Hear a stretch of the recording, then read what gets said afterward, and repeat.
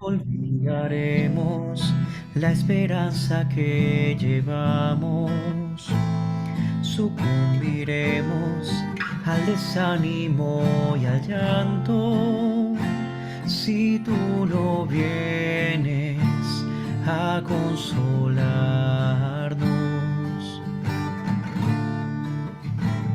si tú no vienes, evitaremos el camino aconsejado por el Señor de las espinas y el Calvario.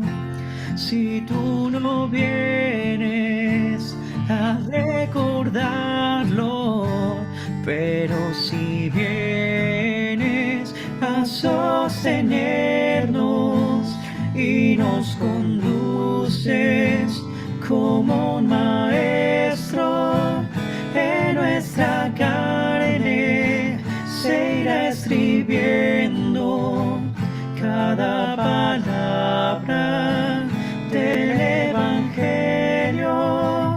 Por eso ven, Espíritu Santo, ven. Espíritu Santo, ven.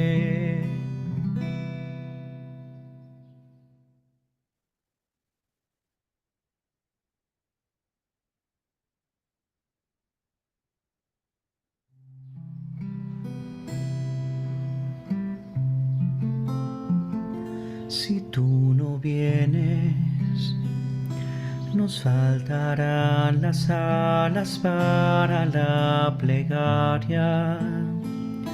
Desgastaremos el silencio y las palabras. Cielo escondido, tu voz no clama. Si tú no vienes, será imposible el abrazo del reencuentro con el hermano que la ofensa puso lejos. Si tú no enciendes de nuevo el fuego, pero si vienes a recrearnos y como un soplo das vida al barro, como un artista irás plasmando un rostro nuevo de hijos y hermanos. Por eso ven, Espíritu Santo, ven. Espíritu Santo, ven. Si tú no vienes, olvidaremos la esperanza que llevamos, sucumbiremos al desánimo y al llanto. Si tú no vienes a consolarnos,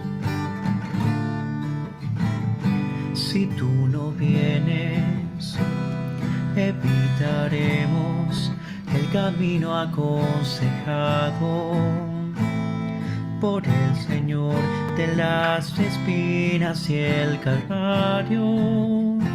Si tú no vienes a recordarlo, pero si vienes a sostenernos y nos conduces como un maestro en nuestra carne, se irá escribiendo cada palabra del Evangelio.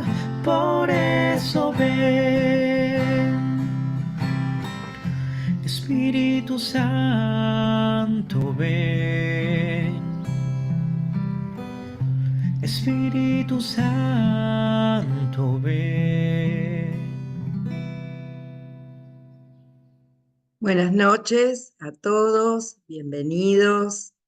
Nos vamos presentando por el chat. Estamos muy contentos porque hay personas de todo el país, como siempre en esta convocatoria.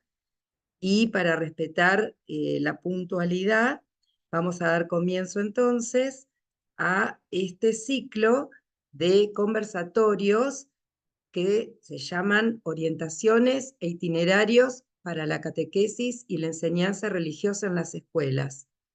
Hoy vamos a compartir el tercer conversatorio llamado Itinerarios Bíblicos en las Escuelas. Y justamente estamos muy contentos porque este ciclo de conversatorios ha sido organizado por las comisiones episcopales de educación y también la de catequesis, animación y pastoral bíblica de la Conferencia Episcopal Argentina. Además se encuentran representados los organismos de CONSUDEC y FAERA por educación y el ISCA desde la Comisión Episcopal de Catequesis, todos trabajando colaborativamente como instituciones con el objetivo común de renovar los itinerarios catequísticos en las escuelas.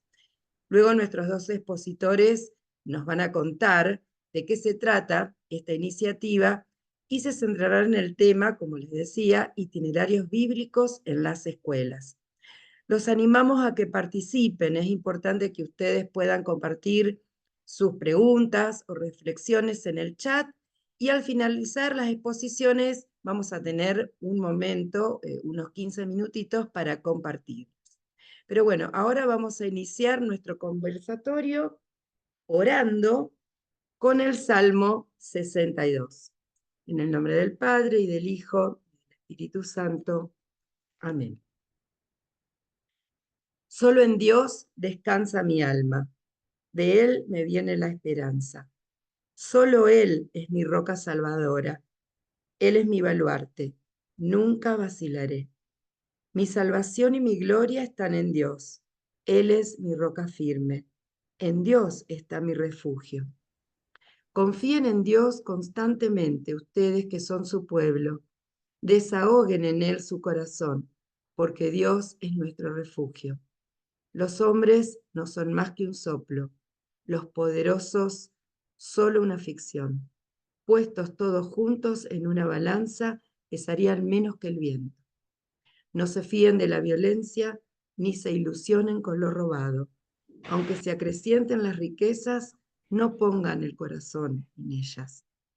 Dios ha dicho una cosa, dos cosas yo escuché, que el poder pertenece a Dios y a ti, Señor, la misericordia, porque tú retribuyes a cada uno según sus acciones. Amén.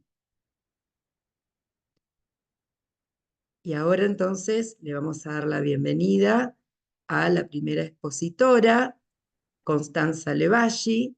Constanza es licenciada en teología, es la secretaria ejecutiva de la Comisión Episcopal de Catequesis, Animación y Pastoral Bíblica de la Conferencia Episcopal Argentina, es docente de Sagrada Escritura, coordinadora de las diplomaturas e iniciación a la teología de la Facultad de Teología de la Pontificia Universidad Católica Argentina, es docente en el Instituto Superior Marista y en la Escuela Bíblica Nuestra Señora de Sion, directora del Seminario Catequístico Arquidiocesano de Buenos Aires, María Auxiliadora, y catequista de cuarto grado en un colegio.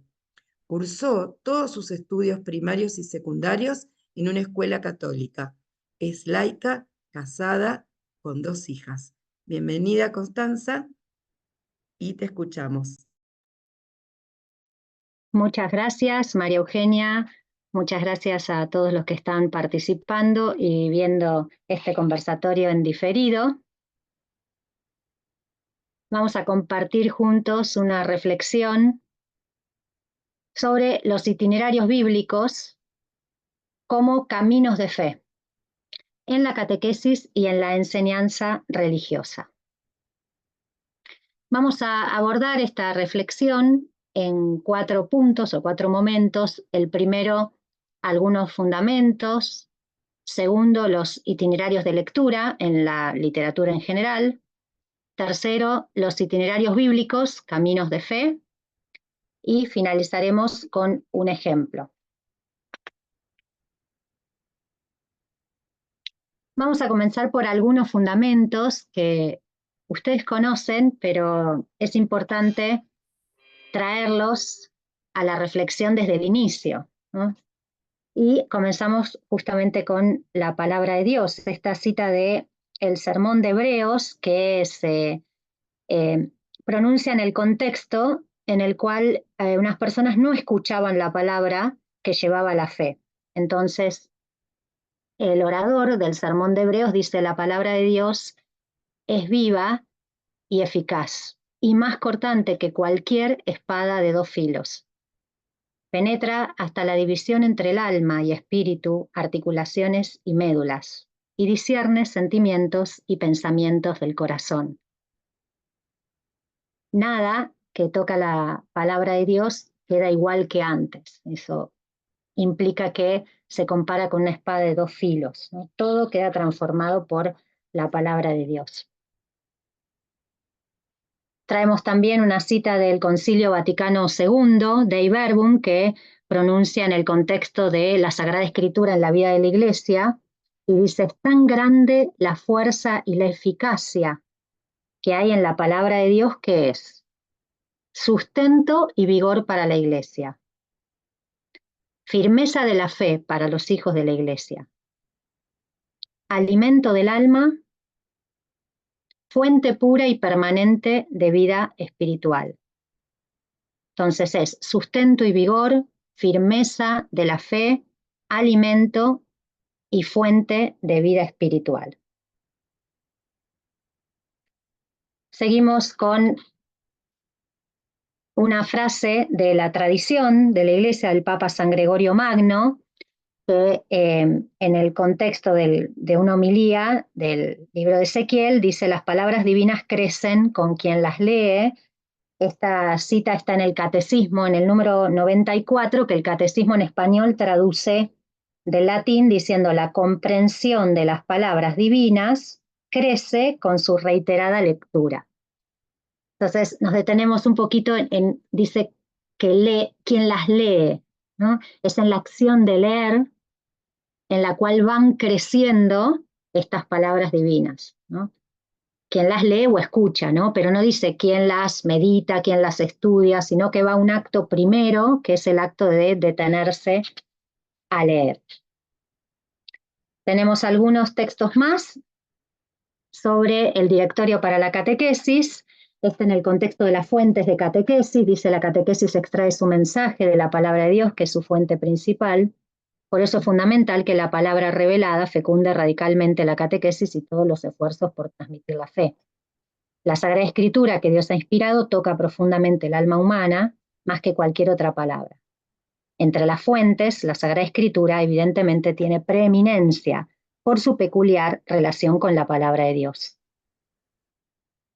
Y en el contexto de la pedagogía de la fe en la Iglesia, el directorio nos dice: la catequesis se configura como un proceso que permite la madurez de la fe a través del respeto por el itinerario de cada creyente. Y en el contexto que habla de los niños y los jóvenes, afirma: la catequesis no fragmentada, sino articulada a lo largo de un itinerario que propone de manera esencial todos los misterios de la vida cristiana y su impacto en la conciencia moral, también está atenta a las condiciones existenciales de los niños y a sus preguntas propias de la edad. Y los últimos textos que traemos son sobre la formación de los catequistas, en este caso, son del directorio. Al escuchar las necesidades de las personas, al hacer el discernimiento pastoral, al preparar, evaluar e implementar los itinerarios de fe, se va forjando un laboratorio de formación permanente para cada catequista. La formación pedagógica del catequista tiende a desarrollar ciertas actitudes como la capacidad de preparar un itinerario de fe que consiste en considerar las circunstancias socioculturales, desarrollar un plan realista de acción, usar con creatividad lenguajes, técnicas y herramientas, saber evaluar. Entonces, si hacemos una síntesis, tenemos como fundamentos que la palabra de Dios es viva y eficaz, que hay gran poder y eficacia en la palabra de Dios, que la Sagrada Escritura es fuente preeminente de la catequesis y que la catequesis es un proceso que permite la madurez de la fe a través del respeto por el itinerario de cada creyente. Entonces, esto de el itinerario está presente en el directorio. Vamos a proponer un itinerario especial, particular, que es el itinerario de lectura. Entonces, primero vamos a ver en el mundo de la literatura, más allá de la Biblia, qué significa esto de un itinerario de lectura. No lo vamos a desarrollar mucho. El itinerario de lectura es una estrategia didáctica para la formación de lectores. Es la planificación de una ruta literaria por medio de la selección de diferentes textos reunidos a partir de un criterio. Es un recorrido planificado de lecturas que se construye en función de un género, personaje, autor, tema, etc. ¿No? Que se construye en función de un criterio. Se toma un criterio y se elabora. La finalidad del itinerario es desarrollar la competencia literaria que promueve el pensamiento crítico y el gusto por la lectura. Es decir, formar lectores competentes. Vamos a ver dos tiras que ilustran un poco esto de la lectura. No las voy a comentar porque vamos a dejar que las imágenes hablen por sí mismas. Entonces, esta es de la tira Mafalda de Quino. Miguelito lo llama Mafalda y le dice: estoy solo y aburrido, ¿podés venir a mi casa? Mafalda le dice: lo siento, Miguelito, voy a salir con mi mamá. ¿Pero no tenés algún libro? Un libro es un buen amigo.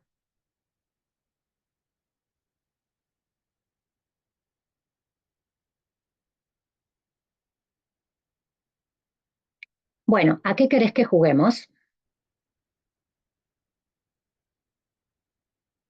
Y una tira de Macanudo, de Liniers, que dice: voy a entrar a este libro. ¿No querrás decir que lo vas a leer? No. Si un libro es bueno, te deja entrar. Por eso tiene forma de puerta.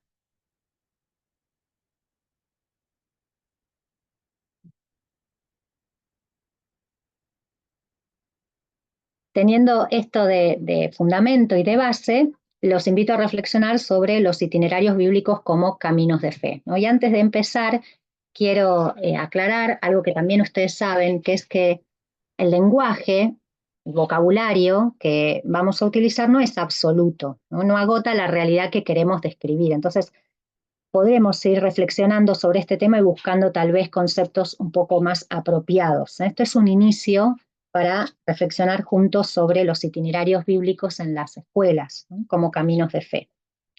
Entonces, lo primero que nos vamos a detener es en una realidad propia de los textos bíblicos, que es que entre los textos de la Biblia y los oyentes lectores hay una distancia y hay una cercanía. ¿Qué significa esto? Hay una distancia que está dada por la diferencia de contextos. Los contextos de los textos son diferentes a los contextos de los oyentes lectores, ¿no? Estos textos se escribieron hace muchos años en una época cultural diferente, en un idioma diferente, en una región diferente, ¿no? Entonces, eso da una distancia. Y esta distancia es importante respetarla.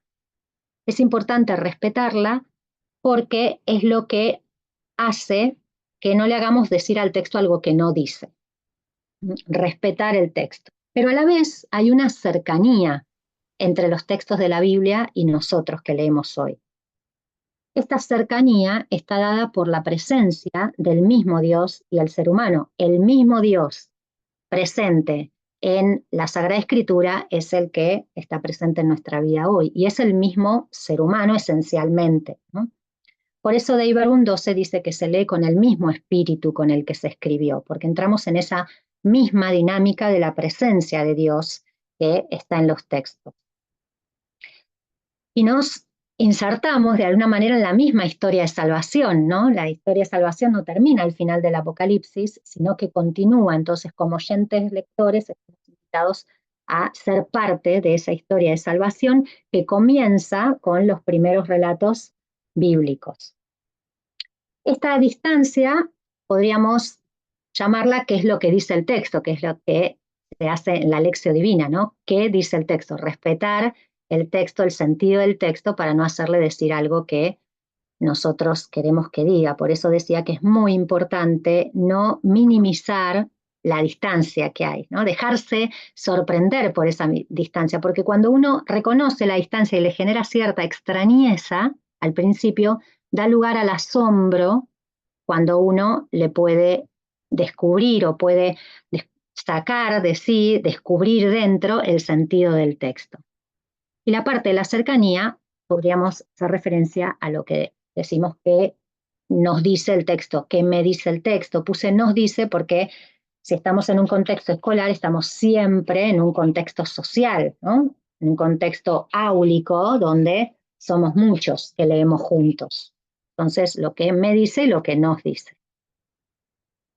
Teniendo en cuenta esto, también vamos a tener en cuenta que hay dimensiones de la lectura. Estas dimensiones de la lectura las podemos tener en cuenta como dimensiones del itinerario.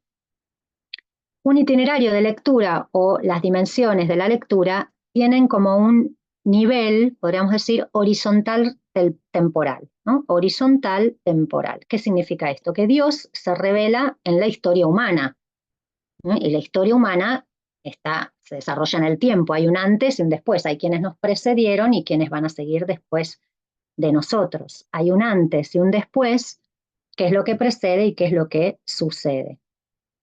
Pero a la vez también hay una dimensión que podríamos llamar vertical profunda o superficie profundidad, ¿no? Superficie profundidad, que hace referencia a la polisemia de los textos.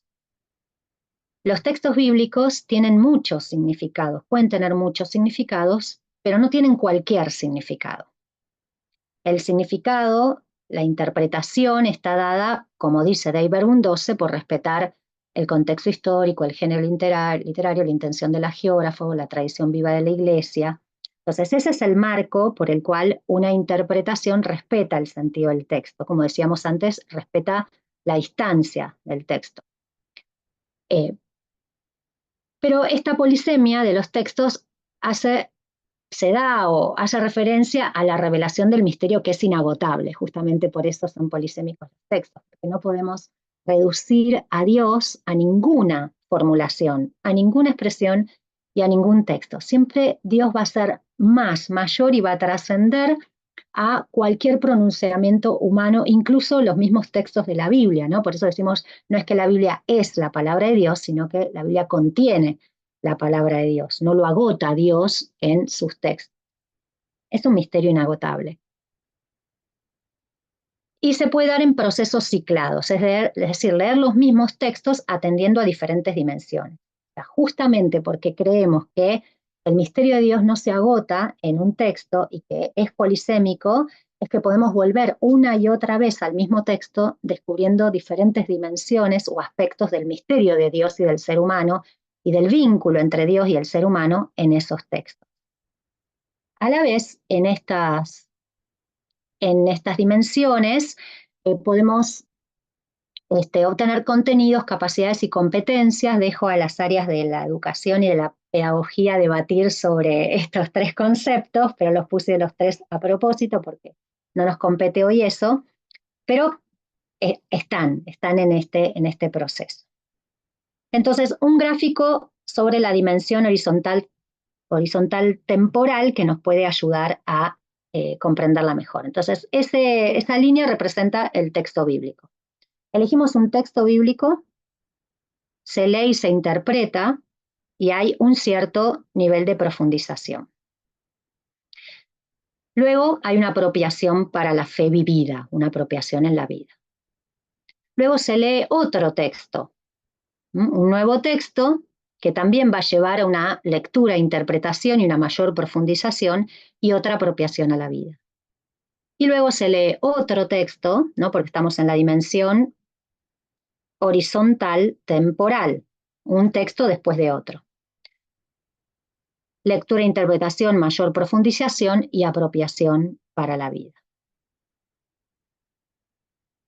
Y una vez más, ¿no? Y así en el itinerario que fijemos, que puede ser un itinerario de un año, puede ser de un ciclo, un nivel o de toda la escuela.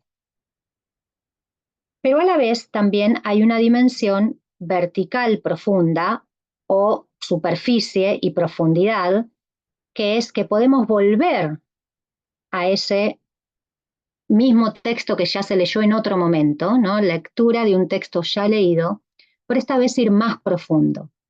Hay una lectura e interpretación que lleva a una mayor profundización. Y hay nuevamente una apropiación para la fe vivida. Y así volvemos a leer otro texto y otro texto que ya leímos desde otra perspectiva, yendo a una profundidad mayor en el sentido del texto. Entonces, así se va entrando cada vez más en el mundo del texto. Los textos bíblicos tienen una lógica, que es la lógica propia de la encarnación, ¿no? Como Dios hizo hombre, la palabra de Dios se hizo palabra humana y nos transmiten su presencia y nos transmiten la historia de salvación en la cual estamos nosotros insertos y continuamos.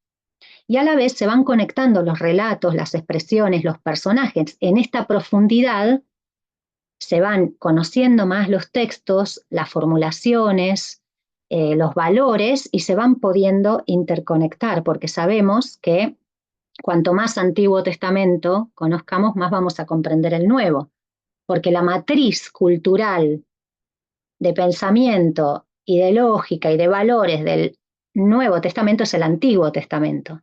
Si el Nuevo Testamento piensa, se escribe, se transmite desde el Antiguo Testamento.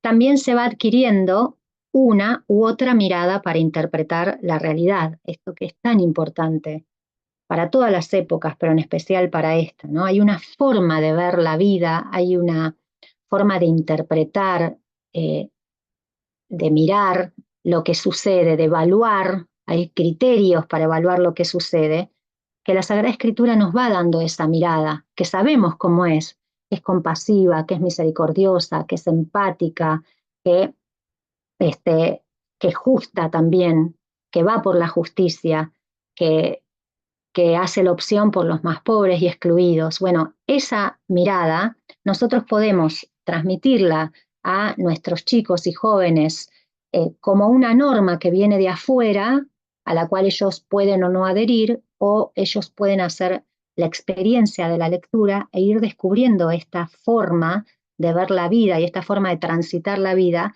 que es propia de la tradición bíblica. Y si lo descubren ellos en su experiencia de lectura, eso se va a fundamentar en su interior y les va a durar para toda la vida, ¿no? No va a venir algo de afuera que con cualquier piedra puede caer.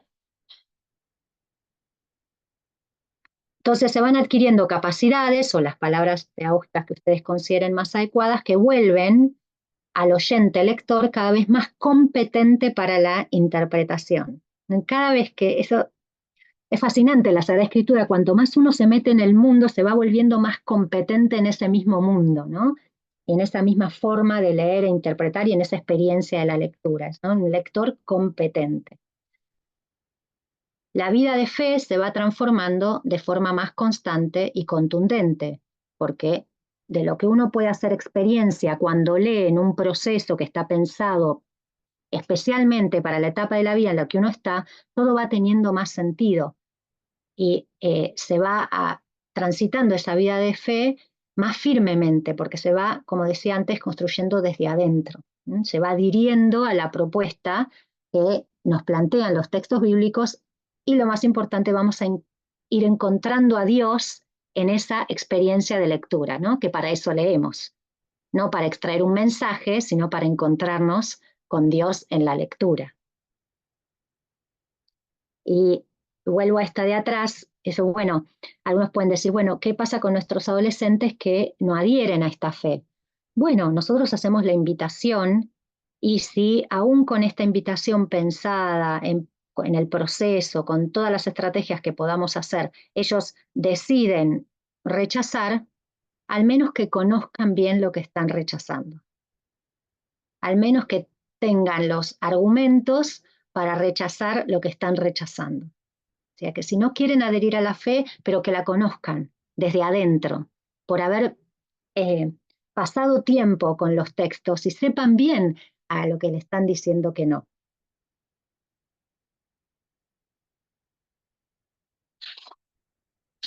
Y este itinerario no se trata solamente de delinear un camino, sino de acompañar los procesos. Y tenemos esta hermosa frase de el eunuco etíope que le dice a Felipe, cuando Felipe se acerca y le dice, ¿entendés lo que estás leyendo? ¿No? Estaba leyendo los profetas, y él le responde, ¿cómo lo puedo entender si nadie me hace de guía? Es una traducción más literal del término en griego, que es más apropiada si nadie me lo explica o me lo enseña.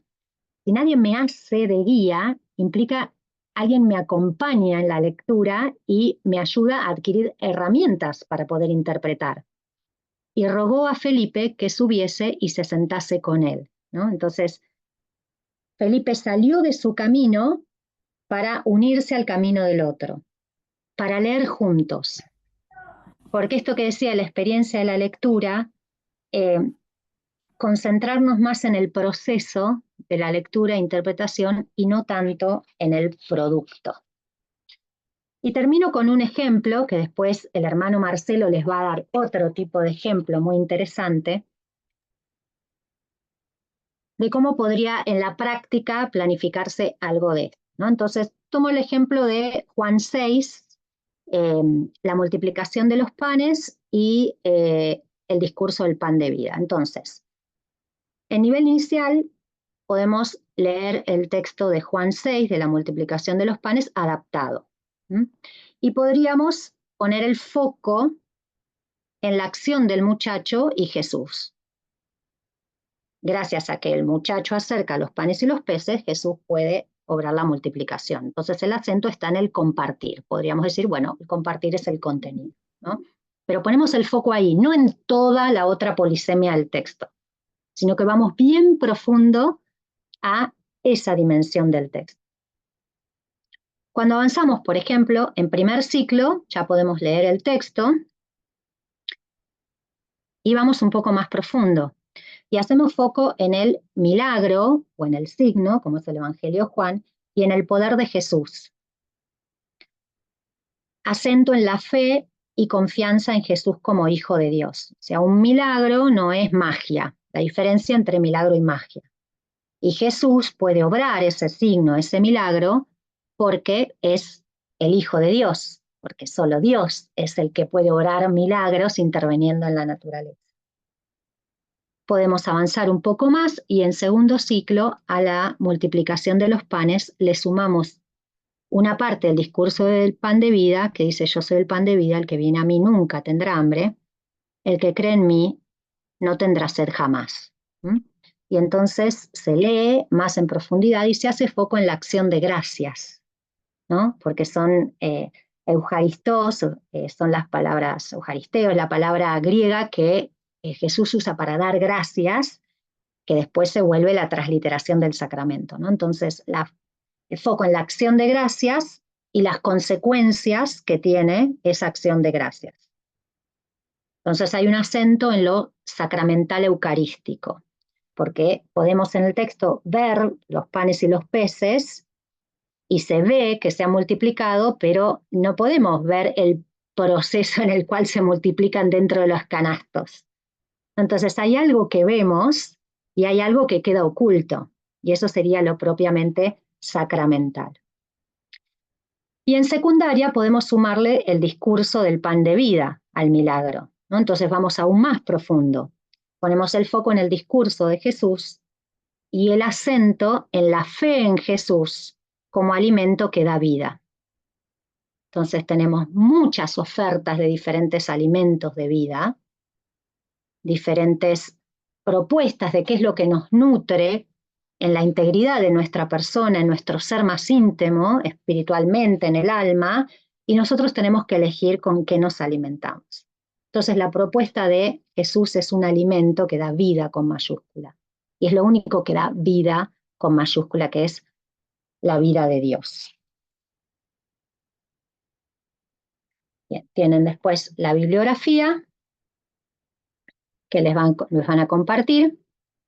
Entonces, hasta acá llegué yo con la propuesta para seguir pensando, y después de la presentación del hermano Marcelo podemos entablar un diálogo. Si quieren pueden escribir las preguntas en el chat. María Eugenia. Muchas gracias. Gracias, Connie, Constanza. Y ahora vamos a presentar al hermano Marcelo de Brito, que es religioso marista. El hermano Marcelo es maestro de educación primaria, profesor de ciencias sagradas por el Instituto Lumen Christi, especializado en teología bíblica por la Pontificia Universidad Gregoriana de Roma. Es catequista, coordinador del equipo provincial de catequesis escolar durante 12 años y actualmente es director de misión de la provincia marista Cruz del Sur y profesor en el ISMA. Bienvenido, hermano Marcelo, y te escuchamos. Muchas gracias, Eugenia. Un gusto, un regalo poder compartir con ustedes esta reflexión en esta tarde. La idea es compartir con ustedes un camino de reflexión que hemos hecho en torno a la educación religiosa en la escuela, en particular a los itinerarios bíblicos en este dispositivo de evangelización, y también un ejemplo concreto de un itinerario bíblico aplicado a un trayecto catequístico religioso escolar. Me voy a permitir compartir entonces. Necesito que me habiliten a poder compartir la pantalla. Dicen que me tienen que habilitar para ello. Sí, estás habilitado, Marcelo. Ahora me dejó, muy bien.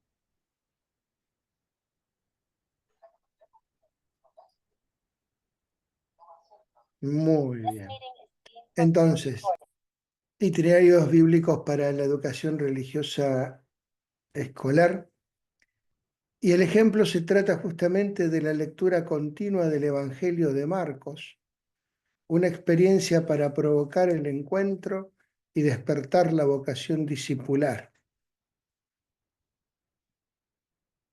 Para ponernos...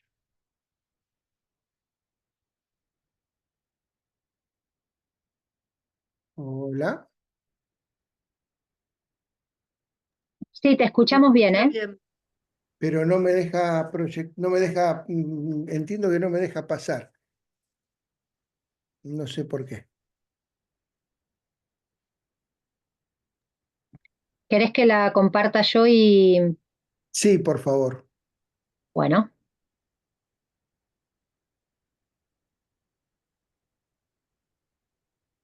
Voy a reingresar a ver si se soluciona el problema. Les recordamos a todos los participantes que pueden escribir preguntas en el chat y al final de las exposiciones podremos compartirlas, o aportes o reflexiones.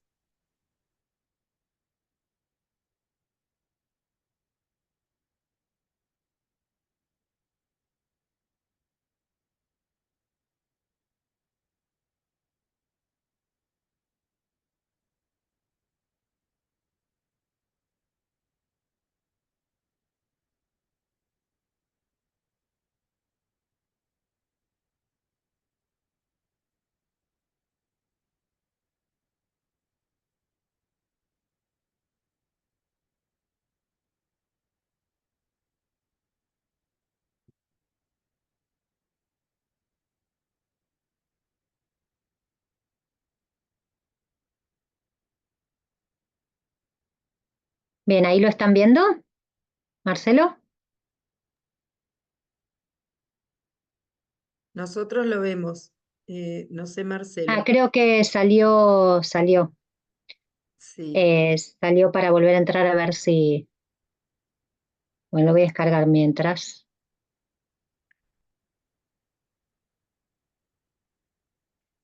Tal vez si alguien tiene alguna pregunta, Eugenia, si querés podemos contestar alguna mientras. Hasta No, ahora no. ya está Marcelo de vuelta.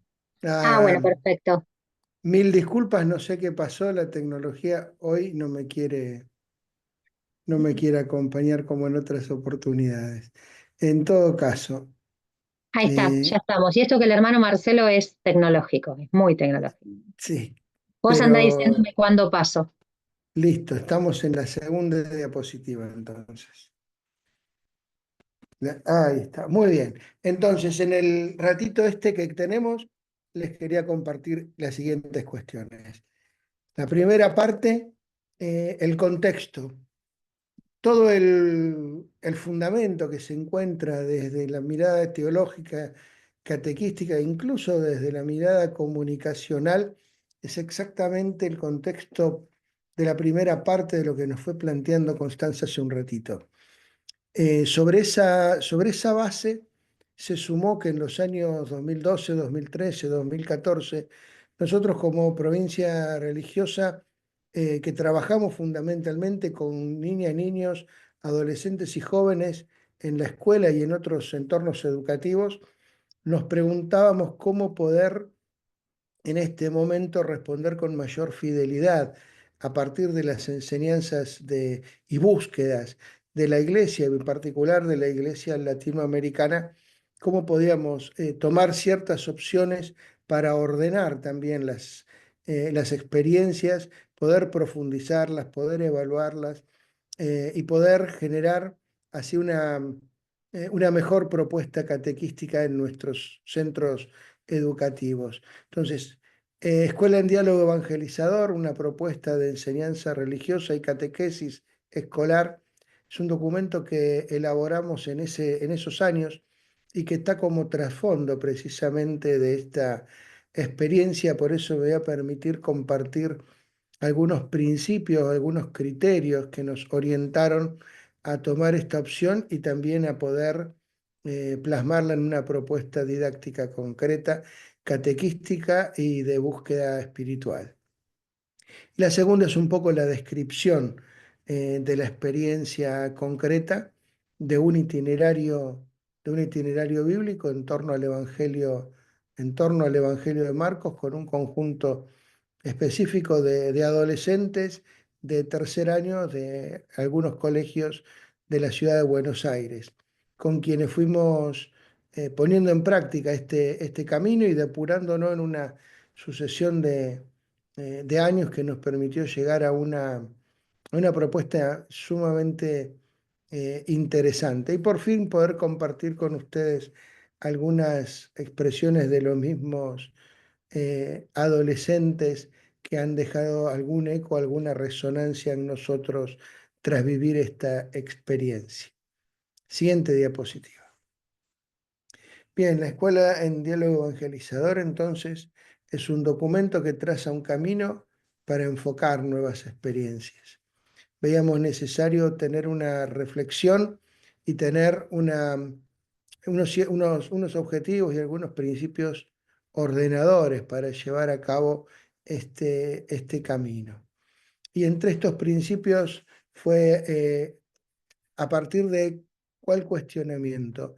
Uno de los cuestionamientos con los que terminaba Constanza su presentación recién. Nosotros nos encontramos en la escuela con quienes han optado por un camino de fe, con quienes han optado precisamente con una formación eh, religiosa, con una formación religiosa no solo por los valores humanos, sino también o quizás sobre todo, por los valores cristianos y trascendentes. Y también compartimos la escuela por gente que eligió estar compartiendo la misma experiencia con nosotros por otras razones. La gran y primera cuestión es por qué Dios eligió que unos y otros nos encontráramos convocados en una misma comunidad y en una misma experiencia, ¿no? Entonces, desde ahí surgió el decir, bien, ¿cómo abrazo esta realidad cómo abrazamos esta realidad como iglesia y cómo nos ponemos con honestidad unos delante de otros, desde qué miradas, desde qué principios y cómo traemos nuestra fe y nuestro deseo de evangelizar, que como dice nuestro fundador, se trata de dar a conocer a Jesucristo y hacerlo amar, y que eso no nos puede dejar inerte a ninguno. Un primer principio entonces es este. eh, Proclamamos claro y fuerte que nos reconocemos creyentes, discípulos de Jesús de Nazaret, que nos enseña a ser humanos hasta el fondo, es decir, hasta amar y dar la vida confiados en la resurrección. Y en este ser humanos hasta el fondo también a abrazarnos unos a otros en la diversidad. También quisimos dejar claro que en toda propuesta de educación religiosa escolar, con todas las claves dialógicas que la Iglesia y la invitación de la sinodalidad nos hace, eh, y de respeto justamente a la posición de cada uno, nos permite decir con mucha libertad que nosotros en ese contexto optamos por presentar a Jesús, porque Jesús es buena noticia para todos, que nos cura, nos enseña, nos guía, nos alimenta y nos protege. De alguna manera es nuestro tesoro, alguien que nos hace vivir y que no podemos precisamente vivir sin compartirlo. Presentamos a Jesús que nos convoca a ser presente en nuestra historia el reino de Dios, corazón de su buena noticia. Y hacer presente el reino de Dios no es solamente para los que compartimos una fe o la intención de un discipulado, sino que es una invitación a justamente hacer presente el reino de Dios y su justicia, a vivir como el corazón del Señor quiere en el mundo, entre todos. Y a esa es una convocatoria a la que estamos llamados, compartiendo, compartiendo la misma fe o quizás compartiendo experiencias vitales diferentes o experiencias de fe distintas, pero en donde justamente esta, esta historia del reino de Dios y su justicia es algo que nos toca porque nos convoca de alguna manera a cada uno, ¿no? Hacer presente hoy el reino de Dios y su justicia nos convoca a acoger la diversidad y el pluralismo. Y acá también nos poníamos una tensión muy grande, no como algo que lamentar o como algo disruptivo, sino precisamente como principio de belleza y de riqueza. Comprender que es necesario hacer camino al andar como una cualidad propia de la historicidad inherente del hombre y que en este diálogo resulta mejor expresión del Evangelio habilitar preguntas que sentenciar respuestas. Esta es una, esta es una de las premisas fundamentales que está detrás del enfoque evangélico y didáctico de la propuesta que hemos intentado con con este itinerario, con estos itinerarios bíblicos, entre ellos el que vamos a describir hoy. Hacer camino al andar quiere decir pararnos como quien no tiene como quien no tiene todas las respuestas dadas.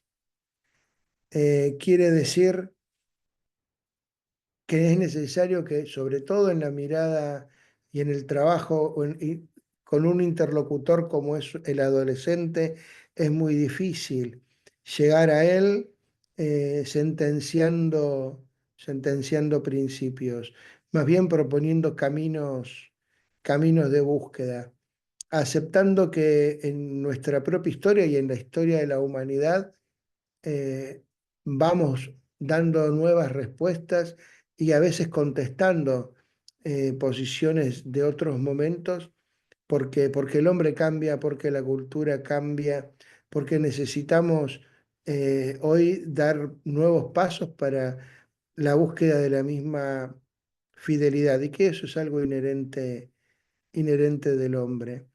Y en esta posición de diálogo también, ¿no? La expresión de que ante la escucha de la palabra, ante lo que la palabra nos quiere provocar, pararnos un poco como nos parece que en el propio Evangelio se para Jesús con sus interlocutores, que es generándole preguntas, habilitándole preguntas o estimulando estas preguntas, y que esas preguntas generen nuevos caminos de búsqueda y de respuesta.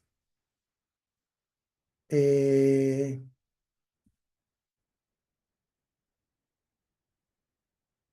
de acá hablamos entonces cuando nos planteamos esto de evangelizar en nuestro tiempo.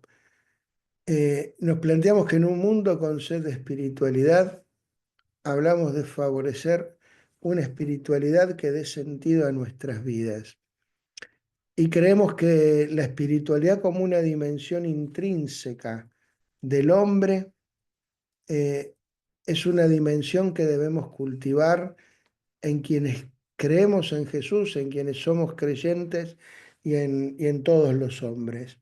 Y este es un elemento que también enriquece en clave dialógica esta propuesta en el ámbito escolar, en donde somos muchos, distintos y diversos.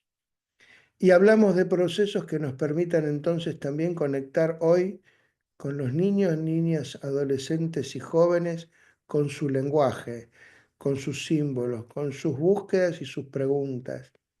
Y esto implica que cuando uno se pone con adolescentes de tercer año, 15 años, probablemente no está cerrando nada, en realidad está abriendo muchas cosas.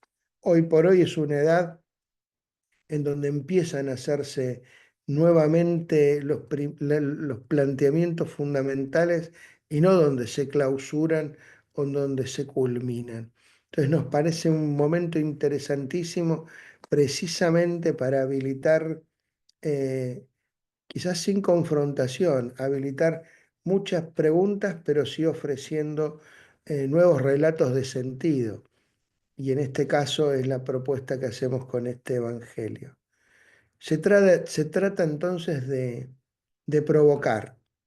Esta palabra que la tomamos de alguna manera también de lo que es la propia pragmática de la lengua, que no solo dice, sino que con lo que dice quiere provocar un cambio de conducta, un cambio de actitud, una transformación. Cuando un autor escribe algo, no solo nos quiere comunicar un contenido, sino que quiere provocarnos a pensar, a sentir, a imaginar, a conmovernos de alguna o de muchas maneras. Se trata justamente esto entonces, de provocar y de provocar que el encuentro con Jesús y hacer en este camino la experiencia de su amor. Por eso contamos a Jesús, lo que hizo y lo que dijo. Y nos parece legítimo contar a Jesús, contar lo que él hizo y lo que hizo, lo que hizo y lo que dijo a todos. Porque quienes tenemos un camino de fe lo tenemos como nuestro maestro, como nuestro guía. Quienes no lo tienen como su maestro, como en un camino de discipulado, no podemos negar cuanto menos que lo tenemos como parte de nuestra historia y de nuestra historia cultural más profunda. Entonces, el contar desde nuestra fe, desde este tesoro, lo que Jesús hizo y dijo, nos parece que tiene intrínsecamente un valor para unos y para otros. Se trata de un proceso entonces para favorecer y provocar el despertar de un camino espiritual. Un camino que es siempre comunitario, en el que cada uno como producto del encuentro siga siendo parte del mismo y en parte transformado sin perder identidad. Esta expresión es una de las expresiones que me parece clave en el enfoque de la didáctica que está detrás de esta propuesta, ¿no? Justamente donde queremos intentar algo semejante a lo que nos parece leer en el Evangelio cuando Jesús curaba a 10 y volvió a alguno. El Evangelio no recoge después qué pasa con aquellos 10. Pudo pasar montón de cosas, un montón de situaciones. Lo importante es generar esta oportunidad de encuentro, esta oportunidad de transformación. El- la descripción de la experiencia, entonces.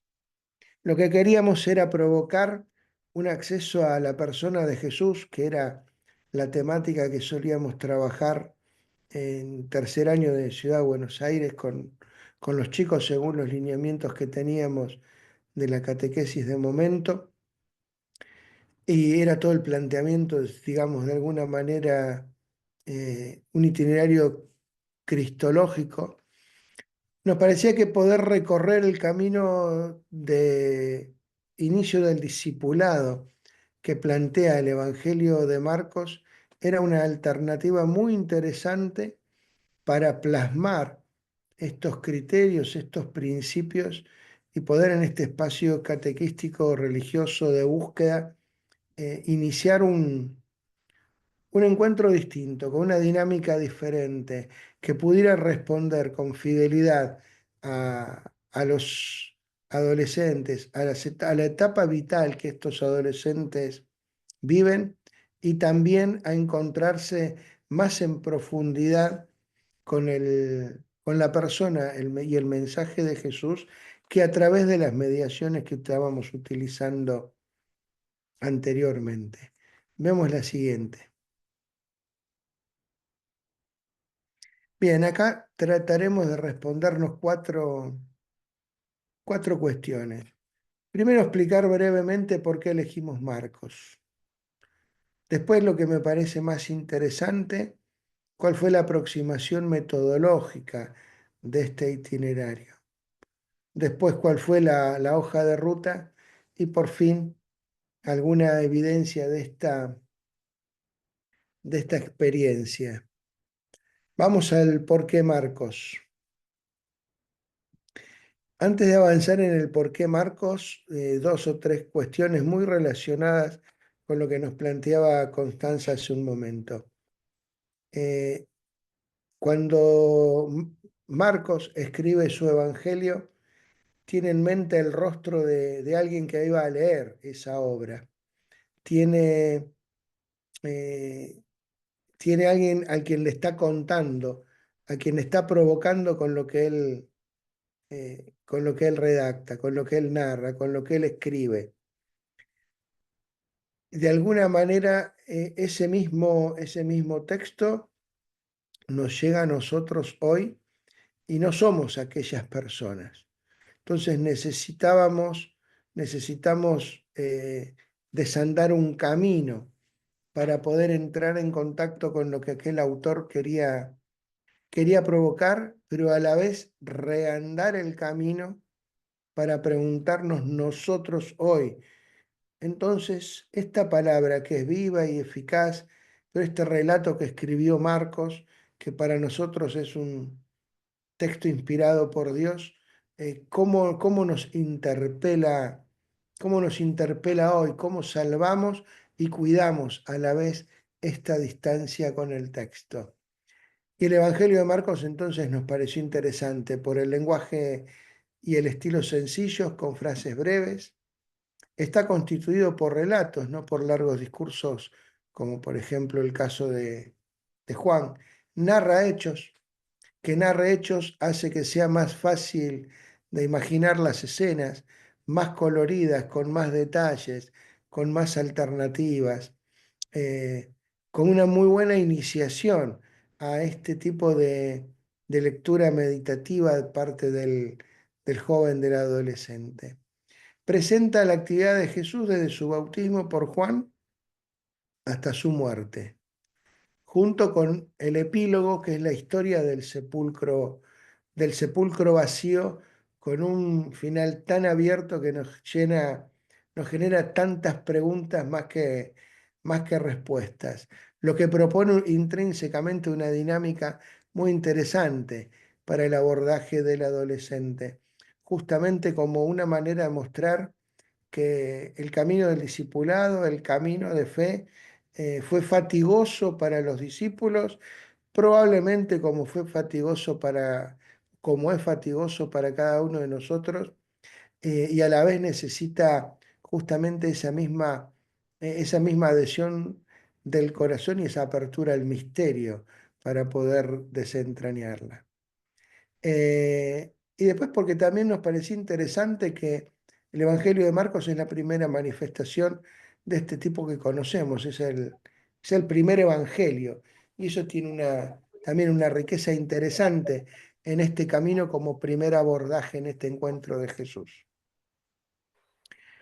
Marcos además tiene tres ideas que nos parecen, o articula tres cuestiones que nos parecen sumamente interesantes. Primero, el significado teológico y contrastante que hace a los lugares, casi como que nos plantea una geografía teológica, Galilea, Jerusalén. Eso hace que no sea muy complicado para el que inicia la lectura de un evangelio desde otra mirada, desde otra profundidad, el poder desentrañar sin ser un experto algunas líneas de lo que nos quiere ir mostrando Marcos con la narrativa que nos propone. Y eso genera también una manera de darse esa sensación de libertad en la búsqueda, pero también de implicarse en el camino de la lectura del, del Evangelio, de dejarse atrapar, pero también del decidirse a buscar qué significados nuevos propone el Evangelio y también nos genera esa posibilidad de hermenéuticas para atraer la provocación del Evangelio a nuestro tiempo. Y el otro gran tema, la enorme importancia teológica que da la pasión desde todo lo que se desarrolla en el escenario del camino y la profusa narración de la pasión que nos hace este Evangelio. Y el tema del secreto mesiánico como una clave de lectura para tener presente, ¿no? Justamente Jesús en su vida, en lo que veían los discípulos, no tenía la pinta de ser un Mesías, como dice Rede. Más bien fue un profundo descubrimiento pospascual. Entonces una manera de ponerlo en evidencia en el relato era como acallándolo, como que es un misterio que tenemos que desentrañar. Y nos parecía interesante también esta riqueza para el abordaje justamente con adolescentes, que pudiera ir haciendo el camino de redescubrir junto al descubrimiento de la persona de Jesús, lo que hace y lo que enseña, quién es y quién termina siendo para la comunidad y para cada uno de nosotros. Eh, ¿Con qué aproximación metodológica? En la primera opción que tomamos en este itinerario entonces fue asumir la lectura continua del Evangelio de Marcos. Nos parece que los cristianos somos expertos lectores de perícopas, de breves trozos, y muchas veces, o en general, no tenemos la costumbre de leer obras completas. Y de leerlas completas como quien quiere leer justamente, como quien quiere leer la obra y desentrañar lo que se esconde en toda la trama, como cuando uno lee, como cuando uno aborda cualquier tipo de obra literaria, confiando justamente que en esa palabra humana y en la complejidad profunda de la trama literaria y de cada significado y de cada intencionalidad es donde se revela la palabra de Dios. Entonces, hacer la experiencia de leer el Evangelio completo, de profundizar en las perícopas, de profundizar en gestos, en palabras, en acciones, en dichos, pero también en leer cómo se desarrollan los personajes en la trama, nos parecía una clave hermenéutica muy rica para poder despertar significados nuevos en la hermenéutica que pueda hacer un adolescente para hacer la lectura y la provocación inmediata en la distancia que nos hace a nosotros.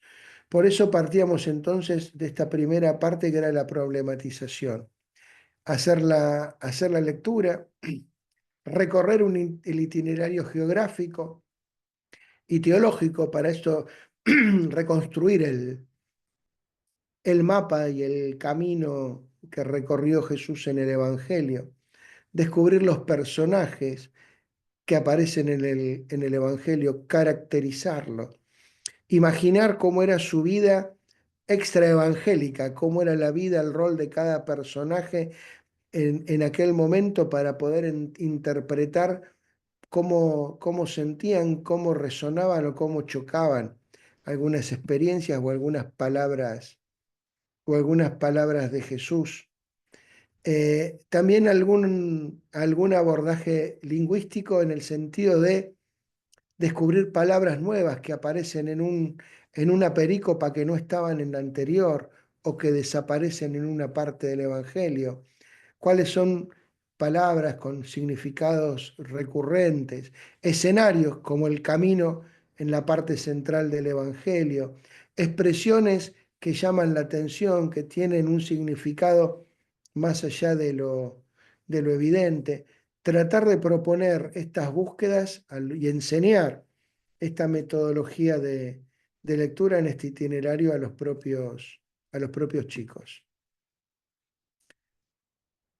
La siguiente dimensión era probablemente la dimensión más rica, que era la de generar diálogos a partir de la indagación con la historia y la cultura que se encontraba detrás de cada pericopa. Un poco poder abordar a través de algún video o a través de algún texto accesible o de algunas indagaciones, justamente cómo resonaban algunas expresiones en aquella época, qué significado simbólico tenían.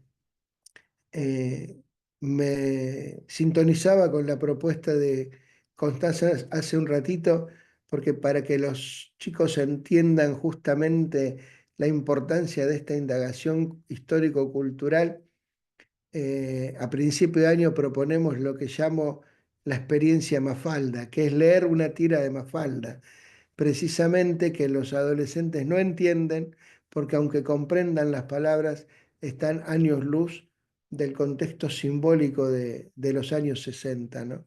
Y ese desandar, ese camino, les permite redescubrir y narrar de una manera nueva una breve tira de 5 dibujos, ¿no? Cuanto más con la escritura escrita tanto tiempo atrás, etc.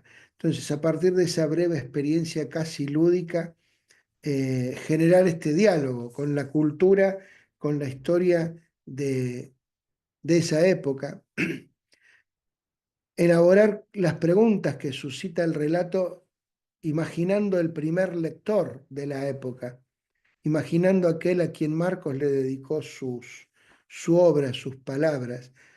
¿Qué quiere provocar el autor en el lector? ¿Qué nos da a conocer de Jesús y de quienes se relacionan con él?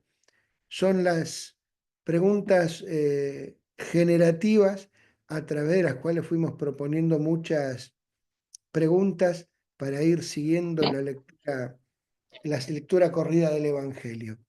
Y la última etapa es la etapa de la resignificación, que es un poco el espacio el espacio de la cosecha. Cómo nos provoca, nos interpela este texto hoy a nosotros en nuestro tiempo cultura. Nosotros no hacemos las mismas cosas que hacían los judíos en Galilea de aquel momento, y Jesús probablemente no nos diría las mismas palabras, pero ¿por qué decía aquellas?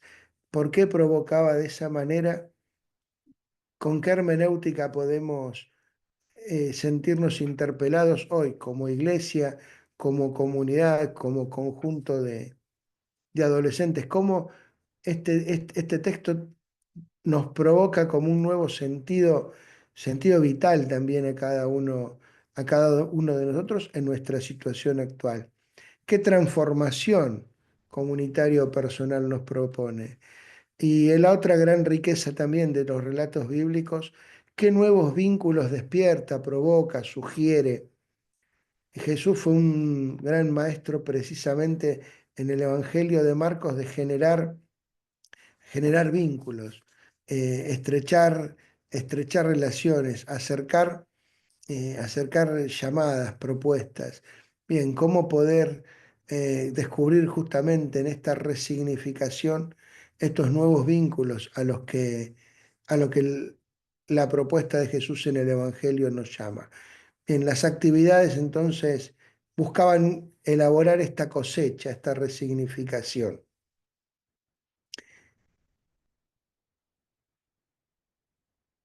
Bien, la hoja de ruta fue simplemente el Evangelio, el Evangelio de Marcos, siguiendo su simple estructura, que a la vez es de una hondura y de una complejidad grande, ¿no? El tema, trabajar lo de la buena noticia, ¿para quién? Para nosotros, ¿cómo? ¿Por qué? ¿Qué es buena noticia? ¿Qué no es buena noticia? ¿Qué resuena como buena noticia? ¿Por qué evangelio? ¿Por qué dio nombre a los demás evangelios? ¿Qué era un evangelio en el momento y qué es un evangelio? ¿Qué puede recibir este nombre de evangelio hoy? Después la gran pregunta de toda la primera parte del texto, que en el fondo es quién es Jesús. De hecho, en su punto de articulación cumbre va a ser la pregunta, ¿qué dice la gente que soy yo, no? Desde aquella proclamación, eres mi hijo, a descubrir los gestos, los exorcismos, los milagros, los silencios y la hostilidad y la gran pregunta que evidentemente es una pregunta que el autor quiere provocar, que cada uno de los que leemos el Evangelio nos la hagamos en algún momento.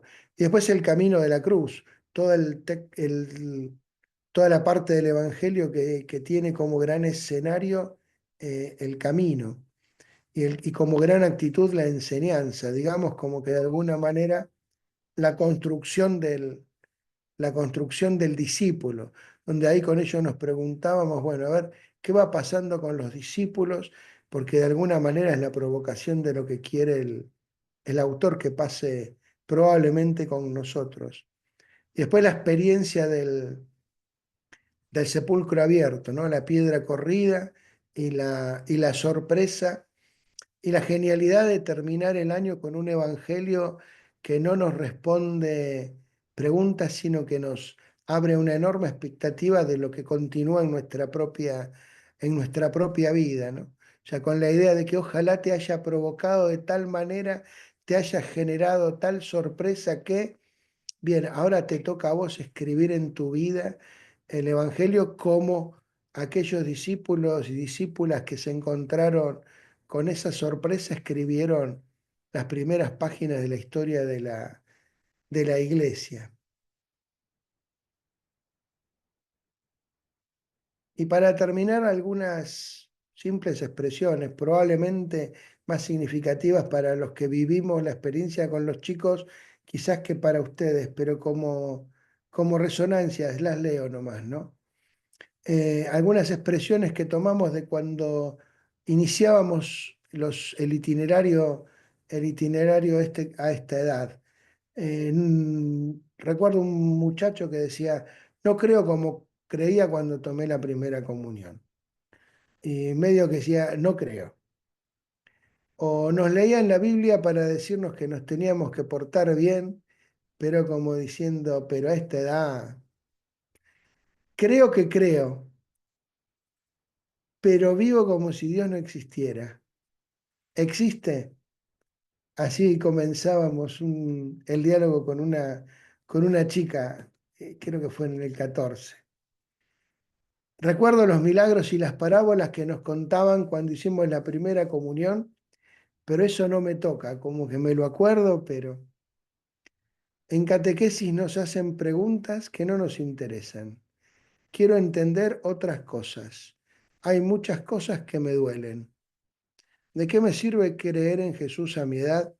Estos fueron algunos planteos con los que comenzábamos cada año la propuesta de este itinerario, y hay muchas más. Y estas son algunas de las que fueron sorpresa para nosotros. Aquel mismo que empezó diciendo que no creía, nunca me voy a olvidar cuando me dice, ¿te acordás lo que te dije el primer día? Y se lo repetí. No creía, pero me has hecho pensar. Creo que era un poco la provocación del sepulcro abierto.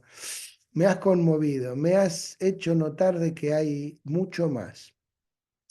Siempre supuse que a los apóstoles les había resultado fácil creer porque veían los milagros.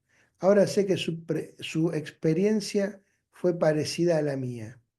Aprendí a leer el Evangelio imaginando cada detalle del relato y a ponerme en lugar de un personaje. Entendí que creer en Jesús no te hace la vida más fácil, me la complicó, porque me compromete con los que más necesitan. Esta me llamó mucho la atención. Está bueno preguntarme qué me provoca y no solo qué nos dice. No te podés quedar como antes. Esperaba que la fe me hiciera sentir que las cosas que te pasan no duelen. Ahora entiendo que la cruz es parte de la vida, pero todavía no sé cómo vivir, no sé vivir con esto. Fueron para nosotros algunas confirmaciones de que el camino era interesante y valioso como propuesta. Muchas gracias. Muchas gracias, hermano Marcelo. Muchas gracias, Constanza. Ahora los vamos a invitar a participar en este espacio de preguntas que tenemos hasta la finalización del conversatorio. Y tenemos algunos aportes. La hermana Rita dice, nunca se cansa uno de releer el texto de la Biblia, más cuando entra en la vida, especialmente en los momentos más difíciles. Se convierte como un mensaje profundo y tiene más sentido. Esa experiencia nos hace más cercanos a Dios y a valorar su palabra. También, bueno, los demás dicen que les gustan mucho los testimonios de los adolescentes, valiosos y testimonios, todo lo compartido con los jóvenes. Bueno, están comenzando ahora a escribir. Yo tengo una resonancia y una inquietud, Eugenia, para el hermano Marcelo, sobre todo. Lo de Connie me impactó porque digo, ¿cómo se puede trabajar todos los niveles con un mismo texto y que toda una escuela vibre con la misma palabra, ¿no? En distintos niveles, así que eso me asombró. Pero me quedo con la elección de Marcos, todo esto que nos dijiste, Marcelo, y yo pensaba, estaba haciendo una resonancia en mi cabeza y no sé si estoy delirando o algo de esto de hubo en la elección del Evangelio, porque yo pensaba, Marcos le escribe a cristianos perseguidos, y vaya si no se puede hacer una analogía también con lo que estamos viviendo ahora de críticas a los que creemos. Y por otro lado, pensaba en mis nietos adolescentes y yo decía, estos discípulos que caminaban queriendo entender quién era Jesús y no entendían nada, y recién entienden algo cuando muere y resucita, y los chicos que tienen tan cerca la experiencia del dolor y de la muerte ahora, que no lo tenía yo cuando tenía esa edad, qué bien elegido el Evangelio, pero ahí viene mi inquietud. ¿Cuánto tenemos que estudiar Biblia los catequistas, los coordinadores de pastoral para poder armar estos itinerarios, ¿no? No sé si hubo algo de eso en la elección de Marcos para tercer año, pero a mí me resonó mucho eso, ¿no? Sí, yo lo que en el equipo teníamos en cuenta era precisamente que Marcos tenía así un público medio también heterogéneo de alguna manera. Ujú. Eh, Tenía que explicar un montón de cuestiones del judaísmo, obviamente no estaba en un terreno plenamente judaico. Estaba metido en medio de una cultura que no Claro, era la cultura de Nazaret. Entonces sí, tenía que responder a muchas inquietudes muy mezcladas, trayendo a la vida una experiencia que encima él no había vivido, pero que resonaba en la vida de muchos de los que lo escuchaban. Nos parecía que era un evangelio accesible, rico y muy provocador. claro. Sí, sí. Muy como nos provoca también la cultura de hoy a los Muy creyentes. como nos provoca la cultura de hoy a los que Sí, creemos. sí, Y una cuestión que estaba muy fuerte en el fondo es que era una experiencia linda para transitar, incluso con el que no cree, porque en el fondo el claro. Evangelio de Marcos como propuesta carismática es para provocar la fe, ¿no? No, además, en Donde esa edad ellos también están buscando su identidad. O sea que se puede hacer una analogía también ahí, un paralelismo, ¿no? esa es la cuestión, y el Mm, misterio de la identidad de Jesús que se va escondiendo y mm, revelando nos parecía también un juego dramático muy interesante. bien. Gracias, Marcelo. Constanza tiene una pregunta. Sí, quería pedirle, Marcelo, muchas gracias. Entiendo que esto lo hiciste en un año escolar, ¿no es cierto? Todo el tercer año en las horas de catequesis o enseñanza religiosa. Y quería sí que nos puedes comentar algo acerca del proceso, ¿no? De la importancia del proceso, porque alguno puede decir, bueno, pero ¿por qué tanto tiempo ocupando en esto y no en otros contenidos más que vienen del catecismo, de doctrinales, ¿no? Entonces, que vos puedas, desde la experiencia que tuviste, cómo ellos pudieron ir haciendo un proceso de ir asombrándose, ir descubriendo, asumiendo una metodología y la importancia del tiempo y atención dedicada a eso. Y para nosotros es cierto que ocupábamos todo el año, 3 horas por semana. Hubo un montón de contenidos que se fueron justamente develando a lo largo de que fuimos descubriendo ciertos planteos del Evangelio, y fuimos tratando de priorizar fundamentalmente eh, los elementos que nos va proponiendo el Evangelio de Marcos para conformarnos como discípulos. Y también y empezar a entender que el que quiere vivir como discípulo empieza también empieza a transformar su vida, que es un poco la tirantez que se empieza a dar también en el Evangelio. Entonces, que hay en algún momento una vocación a una transformación ética, a una transformación moral, a un cuidado, a un cuidado del otro, pero que brota justamente del proceso del descubrimiento de Jesús. Después, para nosotros fue genial el proceso de aprender a leer, meditar, indagar y hacerme esta pregunta pragmática, ¿no? ¿Qué me provoca? Fue un gran aprendizaje como proceso de abordaje de lectura de la Biblia.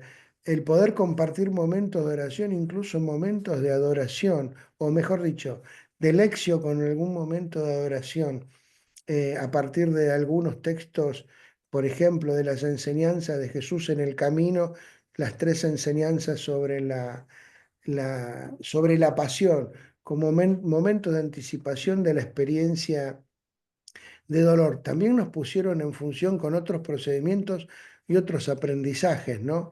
En este camino bíblico catequístico. Y nos parecía que era mucho más interesante para nosotros en esta edad generar la empatía por encontrar estos fundamentos, a lo que puede ser una opción fundamental que el priorizar otro tipo de contenidos, ¿no?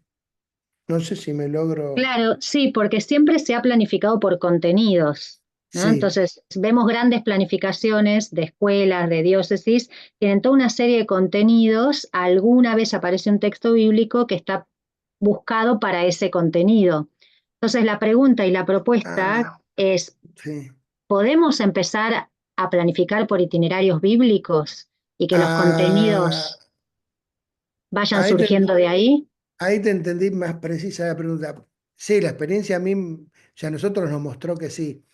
¿Por qué? Porque cuando vas ayudando con las propuestas justamente de resignificación, con las provocaciones que nos hace el texto, a hacerlas jugar con las situaciones vitales de los adolescentes, entonces ahí es donde empiezan a aparecer estos contenidos que se transforman en luz del Evangelio en mi vida, ¿no?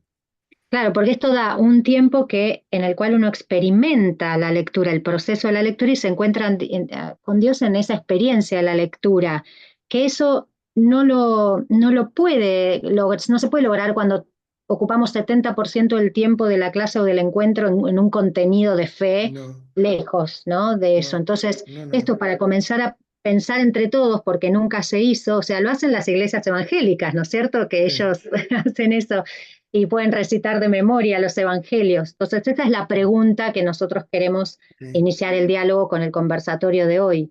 ¿Podemos pensar, comenzar a planificar a partir de itinerarios bíblicos, de textos bíblicos, darle tiempo a los textos y que de ahí vayan surgiendo nuestros contenidos de la fe, que también hay que darlos y son importantes, y el catecismo y demás, porque sí, tenemos una inteligencia de la fe que hay que desarrollar con los contenidos, pero partiendo de la experiencia de la lectura? Mm.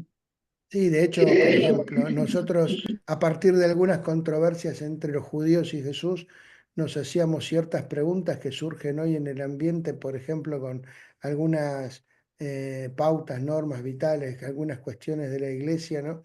Y cómo las analizaban, las leían o las percibían los adolescentes, pero justamente desde la confrontación o desde el reclamo, desde la interpelación que el texto te hacía, o sea, cómo releerlo desde lo que vivimos hoy y genera una base de sentido que nos parece muy interesante.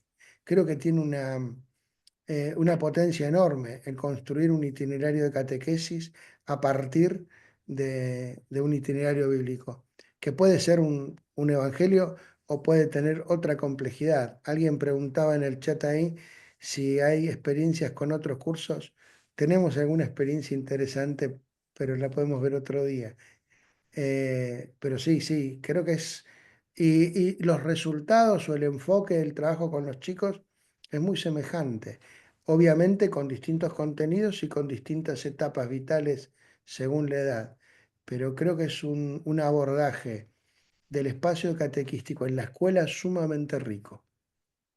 Sí, nosotros también en el colegio de trabajo tenemos experiencias de itinerarios bíblicos en nivel inicial y primario que también vamos viendo frutos más contundentes, ¿no?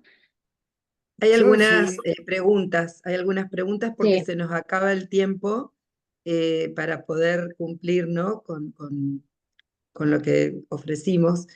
Bueno, están todos muy agradecidos y contentos. Acá hay una pregunta: ¿cuáles serían los evangelios que conviene utilizar en los otros años? Bueno, también nos cuentan de otras culturas que asisten a la escuela, ¿no? Chinos, coreanos, japoneses. Por ahí se les complica para entrar desde lo espiritual, porque lo sagrado les llama la atención. También una docente de quinto grado preparan y trabajan durante todo el año el relato de los discípulos de Emaús. Pero bueno, la pregunta concreta: ¿cuáles otros podrían ser los evangelios para utilizar en otros años? Marcelo. yo como respuesta a eso puedo contar, te puedo anticipar otra experiencia. En primer año, justamente el itinerario que elegimos fue el ciclo de Abraham, Jacob, José, Éxodo, terminando el año con una experiencia de campamento celebrando los grandes eventos de liberación del Éxodo, ¿no? Como otro itinerario bíblico diferente, con la misma intencionalidad didáctica, con la misma orientación, pero ya no un evangelio, porque además nos parecía que era más cercano Mm. a lo que queríamos despertar y también al contenido que queríamos trabajar con ellos, ¿no? Entonces, por ejemplo, en primer año nos funcionó muy interesante esa experiencia así como un itinerario, de armar el itinerario bíblico, el año entero como un itinerario bíblico. No tengo por ahora otro año entero armado como un itinerario bíblico. yo Tengo solo quería agregar algo más, gracias Marcelo. que hablaban del tiempo, muy cortito. Alguien dice, bueno, no tengo tiempo, y yo lo pienso totalmente al revés, tenemos un montón de tiempo en la escuela, porque los tenemos a los chicos ahí. Nosotros podemos elegir qué es en qué queremos ocupar el tiempo. Entonces, si ocupamos el tiempo en estar el catequista o docente hablando 30 minutos de un contenido doctrinal que nunca se preguntaron, o ocupamos el tiempo en hacer la experiencia de lectura, en provocar, como decía el hermano Marcelo, en invitar y a partir de ahí desarrollar el contenido. El tiempo lo tenemos, aprovechémoslo para eso, ¿no? Es un espacio, es una tierra de misión tan fértil y tan apasionante que tenemos que empezar a verlo de forma positiva. Los tenemos, entre comillas, cautivos en el salón de clase. Aprovechemos eso para que sea una experiencia de encuentro con Jesús. Y el que la quiere rechazar, la puede rechazar, pero por lo menos se fue invitado contundentemente, planificado, pensado, apropiado para su edad y sobre todo profundo, no algo en la superficie que sea medio de palabrería, sino algo bien, bien profundo, adecuado para su edad. En esto, como decía Laura, es muy importante la formación, ¿cierto? Tanto de los docentes como de los catequistas de las pastorales, porque me imagino que tienen que poder comprender en profundidad también una línea exegética, no debe ser una cuestión simple para los docentes hoy. Pero bueno, esta es la idea de todos estos conversatorios, abrir debate, abrir la reflexión para después llegar juntos a las conclusiones.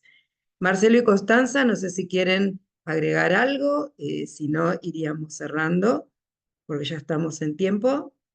Muchas gracias. Pueden escribir a orientacionesitinerarios@gmail.com quienes quieran hacer comentarios y los esperamos para toda la etapa de consulta de este año, que todavía no terminó. Si alguien no participó, escriba para participar de alguna manera. Y gracias a Lisca por toda la gestión y la organización del conversatorio.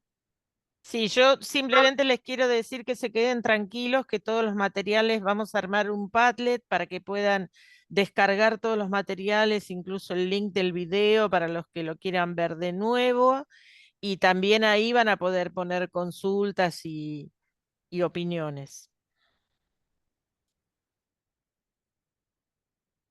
Bueno, muchas gracias. Muchas Entonces, gracias. buenas Buenas noches. noches. Si les parece, cerramos con una oración a la Virgen, en nombre del Padre y del Hijo y del Espíritu Santo. Amén. Dios te salve María, llena eres de gracia, el Señor es contigo, bendita eres entre todas las mujeres y bendito es el fruto de tu vientre, Jesús. Santa María, Madre de Dios, ruega por nosotros pecadores, ahora y en la hora de nuestra muerte. Amén. Del Padre, del Hijo, del Espíritu Santo. Amén. Muchas gracias, buenas noches y hasta la próxima.